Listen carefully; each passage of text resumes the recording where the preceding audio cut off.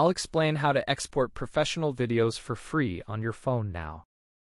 Professional videos in CapCut on your phone, as you can see here, carefully.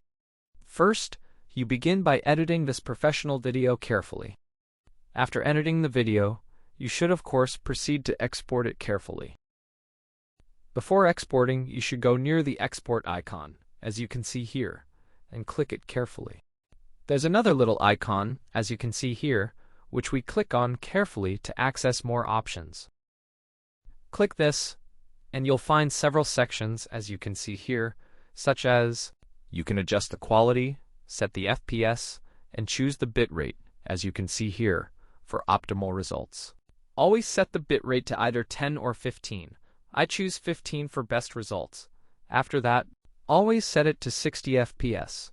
And of course, after this, proceed to export it. Set it to 1080p resolution for high-quality events, like weddings, as you can see here. Some video, but make it professional, as shown. Set it to 2 to 3 to 4K, but remember, that's a paid feature.